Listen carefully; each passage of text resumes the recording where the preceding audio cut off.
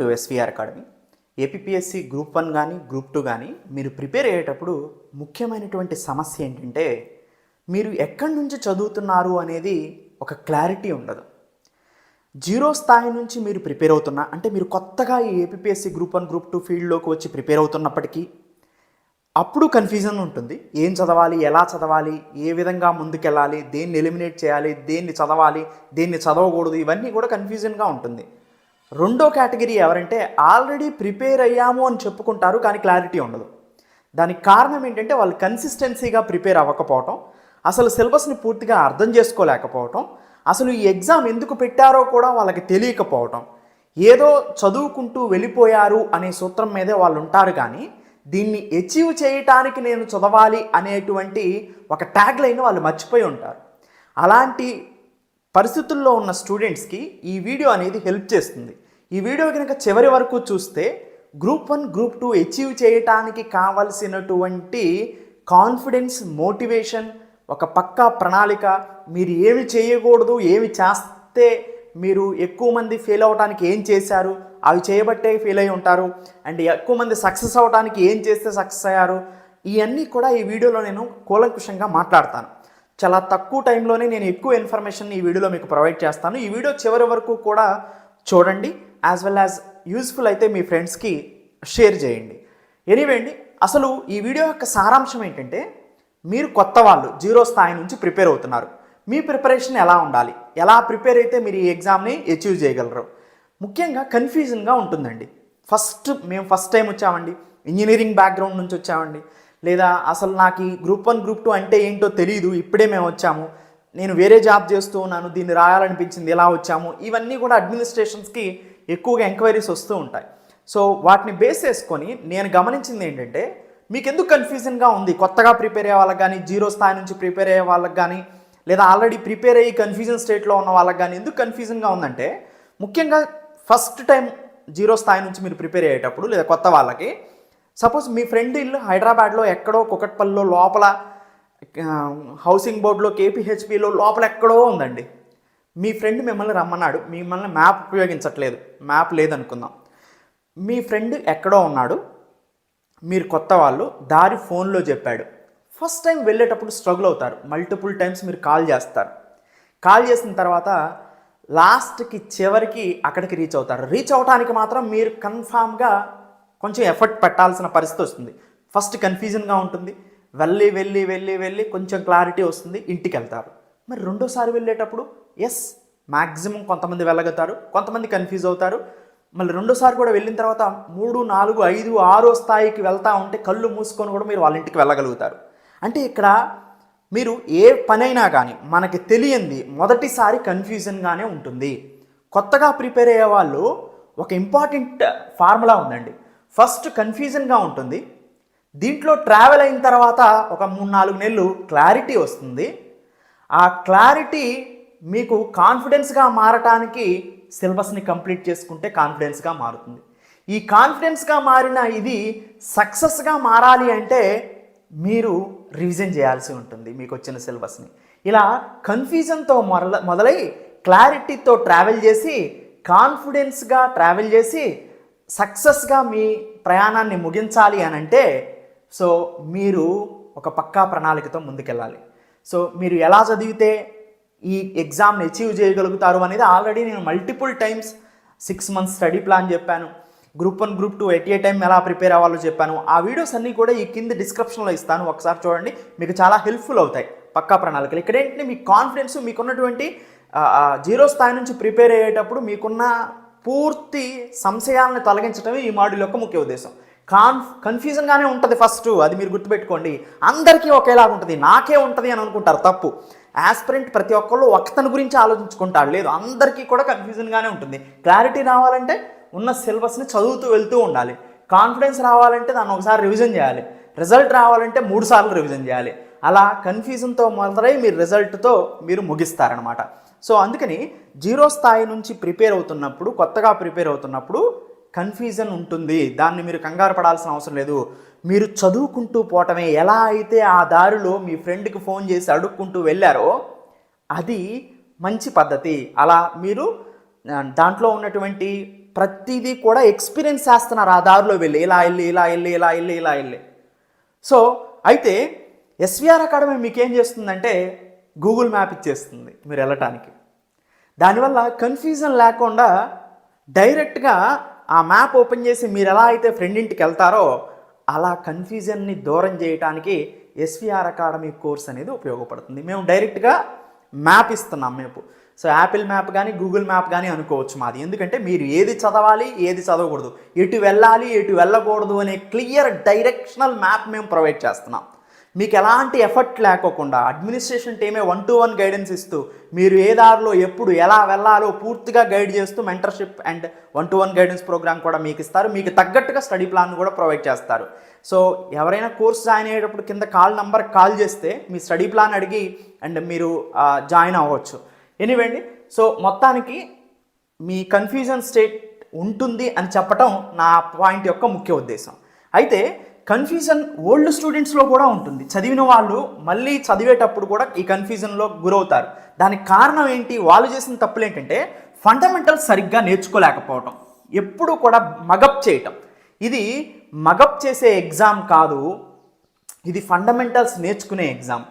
కన్సిస్టెన్సీగా prepare అవ్వరు, ఒక రోజు చదువుతారు 10 రోజులు మానేస్తారు, అది కూడా ఇబ్బంది. రివిజన్ అసలు చేయరు, చదివాము అని అంటారు కానీ మల్టిపుల్ టైమ్స్ రివిజన్ చేయరు. ఎన్నిసార్లు మల్టిపుల్ టైమ్స్ రివిజన్ చేస్తే అంత కాన్ఫిడెన్స్ పెరుగుతుంది. కానీ మల్టిపుల్ టైమ్స్ రివిజన్ చేయకపోవటం వలన మీరు ఎగ్జామ్లో ప్రిలిమ్స్లో ఆగిపోవటం, మెయిన్స్లో ఆగిపోవటం ఇలా జరుగుతుందన్నమాట. సో అయితే కొత్తవారు మీకేం తెలియదు కదా, అప్పుడు మేము ఇచ్చేటువంటి రూట్ మ్యాప్ ఏదైతే ఉందో దాన్ని ఫాలో అవ్వండి. గ్రూప్ 1 గ్రూప్ 2 ఒకేసారి నోటిఫికేషన్ వచ్చే లోపులో మీరు ఎలా కంప్లీట్ చేయాలో కూడా నేను చెప్పాను. ఆ వీడియో కింద డిస్క్రిప్షన్లో ఇస్తాను. జస్ట్ ఈ వీడియో మొత్తం చూశాక ఆ వీడియోకి వెళ్ళండి. ఎనీవే అండి, సో ఒకసారి మిగతా పాయింట్స్ ఏంటో చూద్దాం. అయితే రూట్ మ్యాప్ ఏంటి, మీరు అసలు ఏం తెలుసుకోవాలి. పక్కా రూట్ మ్యాప్ లేకపోతే మీరు అక్కడికి వెళ్ళలేరు. ఎట్లా అయితే మీ ఫ్రెండ్ మ్యాప్ మీ డైరెక్షన్ వెళ్ళారో అలా గనుక మీరు ఆ రూట్ తెలియకపోతే వెళ్ళలేరు కదా. సో ఈ రూట్ మ్యాప్లో అసలు ఏంటి, ఈ ఎగ్జామ్ ఏంటి అసలు? ఒక అడ్మినిస్ట్రేటివ్ ఎగ్జామ్. అడ్మినిస్ట్రేటివ్ ఎగ్జామ్ కాబట్టే మనకి అడ్మినిస్ట్రేషన్కి వచ్చేటువంటి డే టు డే లైఫ్ ప్రాబ్లమ్స్ని దీంట్లో అడుగుతున్నారు. అందుకని ఆ అడిగే దాంట్లోనే సిలబస్ని ఫ్రేమ్ చేశారు. ఎందుకండి, సపోజ్ మీరు ఒక అడ్మినిస్ట్రేటర్కి ఏం తెలిసి ఉండాలి, ఆ స్టేట్ కానీ ఆ కంట్రీ ఎకానమీ తెలిసి ఉండాలి. అప్పుడే కదా డెవలప్ చేయగలుగుతాడు అగ్రికల్చర్, ఇండస్ట్రీ, సర్వీస్ని. Day to day life problems కూడా వాటి మీదే వస్తాయి కదా. ఉన్న వాళ్ళందరూ వాళ్ళే కదా తను పరిపాలించే వాళ్ళందరూ. సో అంటే ఎకానమీ తెలిస్తేనే అడ్మినిస్ట్రేషన్ చేయగలుగుతారు, అందుకే ఎకానమీ పెట్టారు. జియోగ్రఫీ తెలిస్తేనే ఆ ప్రాంతం ఎలా ఉంది, ఎక్కడ ఆ మనుషులు, హ్యూమన్ జియోగ్రఫీ కానీ ఫిజికల్ జియోగ్రఫీ కానీ ఎకనామికల్ జియోగ్రఫీ కానీ తెలిస్తేనే ఆ ప్రాంతాన్ని అతను అడ్మినిస్ట్రేషన్ చేయగలుగుతాడు. సపోజ్ ఆ ప్రాంతం గురించి వైజాగ్ ఉంది, కాకినాడ ఉంది, కోస్టల్ సిటీస్లో డిజాస్టర్ మేనేజ్మెంట్ గురించి తెలుసుకున్నాడు అనుకోండి, ఆ డిజాస్టర్ మేనేజ్మెంట్ యాక్ట్ 2005ని ఎలా అమలు చేయాలో తెలుస్తుంది అతనికి. ఆ జియోగ్రఫీ తెలిస్తే అక్కడ సైక్లోన్స్ వస్తాయని, ఆ సైక్లోన్స్ నుంచి మిటిగేషన్ అండ్ అడాప్టేషన్ మెథడ్స్ ఎలా తీసుకోవాలో ముందే చేసుకోగలుగుతాడు. అందుకు జియోగ్రఫీ పెట్టింది అడ్మినిస్ట్రేటర్కి. పాలిటీ ఎందుకు పెట్టాడు, ఒక డిజాస్టర్ మేనేజ్మెంట్ యాక్ట్ 2005 ఉందని తెలియాలి కదా. అండ్ అడ్మినిస్ట్రేషన్ చేయాలంటే, గవర్నెన్స్ చేయాలంటే తనకి పక్కా ప్రణాళిక, కాన్స్టిట్యూషన్ని ఫాలో అవుతూ, యాక్ట్స్ని ఫాలో అవుతూ ప్రజల్ని ఒక సక్రమమైన మార్గంలో నడిపించాలి కదా, తను నడవాలి కదా, అందుకు పాలిటీ ఉంది. అండ్ హిస్టరీ ఎందుకుంది, హిస్టరీ తెలుసుకుంటేనే కదా ఫ్యూచర్లో అడ్మినిస్ట్రేషన్ ఎలా జరిగిందో తెలిస్తే ఎలా జరగాలో తెలుస్తుంది అడ్మినిస్ట్రేషన్, అందుకు హిస్టరీ. సైన్స్ అండ్ టెక్నాలజీ ఎందుకుంది, ఇప్పుడు ఆంధ్రప్రదేశ్లో థౌజండ్స్ ఆఫ్ సర్వీసెస్ని టెక్నాలజీని ఉపయోగించుకొని వాట్సాప్ ద్వారానే ఇస్తున్నారు. అంటే గవర్నెన్స్కి సైన్స్ అండ్ టెక్నాలజీ తోడైతే పీపుల్కి సర్వీసెస్ని ప్రొవైడ్ చేయడం, అడ్మినిస్ట్రేషన్ చేయడం చాలా ఈజీ, అందుకు సైన్స్ అండ్ టెక్నాలజీ పెట్టారు. ఇవన్నీ జరుగుతూ ఉంటే ఎన్వైరన్మెంట్ డిగ్రేడ్ అయిపోతూ ఉంటుంది, అసలకే మోసం వస్తుంది. అందుకని ఎన్వైరన్మెంట్ని ప్రొటెక్ట్ చేయాలనే ఆలోచన కూడా అడ్మినిస్ట్రేటర్కి ఉండాలి కదా, అందుకు ఎన్వైరన్మెంట్ని పెట్టింది. అండ్ ఆంధ్రప్రదేశ్కి సంబంధించిన హిస్టరీ తెలిస్తేనే ఆంధ్రప్రదేశ్ ఎలా ఎవల్యూట్ అయిందో తెలుస్తూ ఉంటుంది. అప్పుడే ఫర్దర్గా ఏమైనా ప్రాబ్లమ్స్ వచ్చినా దాని గురించి సాల్వ్ చేయడానికి ఒక అడ్మినిస్ట్రేటర్కి అవకాశం ఉంటుంది. అందుకు ఈ సబ్జెక్ట్స్ని పెట్టింది. అసలు సబ్జెక్ట్స్ ఎందుకు పెట్టారో తెలియాలి, ఆ సబ్జెక్ట్ ఎందుకు పెట్టారు అడ్మినిస్ట్రేటర్కి ఇవి తెలియాలి కాబట్టి, day to day life problems ఇవే వస్తున్నాయి కాబట్టి. అందుకనే రీసెంట్గా వచ్చేటువంటి current affairs day to day problems కాబట్టి, ఈ కరెంట్ అఫైర్స్ ఏమొస్తాయి, కరెంట్ జియోగ్రఫీ వస్తుంది, సైక్లోన్స్ వస్తాయి, లేదా వాల్కనోస్ వస్తాయి, ఎర్త్కేక్స్ వస్తాయి, and agriculture, industry, service, capital issues, అందుకని current affairs related economy, current affairs related polity, recent ట్యాక్స్లో చేంజెస్ ఏమి వచ్చినాయి, సపోజ్ అమరావతికి స్టాండర్డ్ క్యాపిటల్ సంబంధించిన బిల్ నిన్న పాస్ అయింది, సో యాక్ట్గా మారింది. So current affairs, science and technology, రీసెంట్గా ఆర్టమిస్ 2 ప్రోగ్రామ్ని మనం ఇంట్రడ్యూస్ చేశారు నాసా. సో ఫ్యూచర్లో మూన్ మీదకి, మార్స్ మీదకి ఆవాసాలు ఏర్పడటానికి అవకాశం ఉంటుంది. And current affairs related environment degrade అయిపోతుంది. మన నాగార్జున శ్రీశైలం టైగర్ రిజర్వ్ అనేది వైశాల్య పరంగా చాలా పెద్ద రిజర్వ్. తర్వాత కరెంట్ అఫైర్స్ రిలేటెడ్ ఇష్యూస్ని ఎక్కువగా టార్గెట్ చేయడానికి కారణం ఏంటంటే ఒక అడ్మినిస్ట్రేటర్గా రీసెంట్గా వచ్చే ప్రాబ్లమ్ని సాల్వ్ చేయగలిగేటువంటి క్యాపబిలిటీస్, మనస్తత్వం ఉండాలి. అందుకు అంటే ఎగ్జామ్ ఏంటో తెలుసుకొని సిలబస్ ఏంటో అర్థం చేసుకోగలిగితే ప్రశ్నలు ఎలా వస్తున్నాయో అర్థమవుతుంది. అండ్ ఇంకో ముఖ్య విషయం, టెస్టులు ఇప్పుడే రాస్తూ ఉంటారండి, ఉపయోగం లేదు. అసలు మీకు టెస్ట్ అంటే ఏంటి? మిమ్మల్ని టెస్ట్ చేయటం. ఎప్పుడు టెస్ట్ చేస్తారు? నాకు తెలుసుంటే దాన్ని టెస్ట్ చేసుకోవచ్చు. అసలు సిలబసే ఏమీ చదవకోకుండా టెస్టులు రాసుకుంటూ కూర్చుంటే మీ ప్రణాళిక వృధా అవుతుంది. టెస్టులు ఎప్పుడు రాయాలి? సిలబస్ మొత్తం చదివిన తర్వాత రివిజన్ చేసి టెస్ట్ రాసి, టెస్ట్లో మీకు తెలియనివి ఏవైతే వచ్చాయో, మీరు సరిగా పెర్ఫామ్ చేయలేదు, వాటిని మళ్ళీ రివిజన్ చేసుకొని మళ్ళీ మొత్తాన్ని టెస్ట్లు అయిపోయిన తర్వాత రివిజన్ చేసుకుంటే అప్పుడు మీరు ఎగ్జామ్కి రెడీ అవుతారు. అది టెస్ట్లో ఉన్నటువంటి గొప్పతనం. ఎప్పుడు రాయాలి, ఏం రాయాలని తెలుస్తుంది. అండ్ ముఖ్యంగా రూట్ మ్యాప్లో మీరు తెలుసుకోవాల్సింది సిలబస్ ఏంటో తెలుసుకోవాలి, అసలు ఎగ్జామ్ ఎందుకు పెడుతున్నారో తెలుసుకోవాలి, ఆ సిలబస్ని చదవాలి, రివిజన్ చేసుకోవాలి, టెస్ట్ రాయాలి, తర్వాత రివిజన్ చేసుకోవాలి, తర్వాత ఫైనల్గా రివిజన్ చేసుకోవాలి. అప్పుడు మీకు ఎగ్జామ్కి రెడీగా ఉంటారు. ఒక గుర్తుపెట్టుకోవాల్సిన ఇంపార్టెంట్ పాయింట్ ఏంటంటే, రివిజన్ ఎన్నిసార్లు చేయాలో తెలుసా? ద రూల్ ఆఫ్ 3 అని ఉంటుంది. 3 టైమ్స్ రివిజన్ చేసిన వాళ్ళే ఎగ్జామ్లో క్వాలిఫై అవ్వగలుగుతారండి. ఫస్ట్, మీరు చదివేటప్పుడు అండర్స్టాండింగ్ లెవెల్స్లో ఉంటారు. సెకండ్, మెమొరీ ఇంక్రీజ్ చేసుకుంటుంది. Third, speed and accuracy improve అవుతుంది. ఎగ్జామ్కి మీరు రెడీగా ఉంటారనమాట. సో ద రూల్ ఆఫ్ 3 అనేది మోస్ట్ ఇంపార్టెంట్. అండ్ ఇంకొక ముఖ్యమైన విషయం ఏంటంటే, 0 స్థాయి నుంచి ప్రిపేర్ అయ్యే వాళ్ళు కానీ, ఓల్డ్ స్టూడెంట్స్ చదివి కన్ఫ్యూజన్లో ఉన్న వాళ్ళు, ఎలా చదవాలో తెలియక ఎగ్జామ్లో క్వాలిఫై కాని వాళ్ళు కానీ, మీ మైండ్ సెట్ని మార్చుకోవాలి. ఇది ఇంతకు ముందులాగా మెమొరీ ఎగ్జామ్ కాదు. గ్రూప్ 1, గ్రూప్ 2 అనేది ఓల్డెన్ డేస్లో ఇంకా ఓల్డ్ ఫ్యాకల్టీ మెమొరీ ఎగ్జామ్ లాగే దీన్ని చెప్తూ ఉంటారు. దీన్ని బట్టి పట్టండి, దీన్ని చదవండి చాలు. ఇంపాసిబుల్. సిలబస్ని అండర్స్టాండ్ చేసుకున్న తర్వాత యూపీఎస్సీ అన్ప్రెడిక్టబుల్ ఎలానో గ్రూప్ 1, గ్రూప్ 2 కూడా ఈసారి అలానే రావడానికి అవకాశం ఉంటుంది. వీళ్ళు కూడా ఎవల్యూట్ అవుతున్నారు రాను. స్టాక్ను వదిలేసి కరెంట్ రిలేటెడ్ ఇష్యూస్ మీద ఎక్కువగా ఫోకస్ చేస్తున్నారు. సో ఎందుకంటే ఒక అడ్మినిస్ట్రేటర్ కావాల్సింది కూడా అదే కదా. ఓకే, అంటే అండర్స్టాండింగ్ లెవెల్స్ని ఇంప్రూవ్ చేసుకోవాలి. అసలు ఏంటి, ఎందుకు, ఇది ఎందుకు ఉంది అనేది చదువుకోవాలి. అండ్ ఎలిమినేషన్ చేయగలగాలి.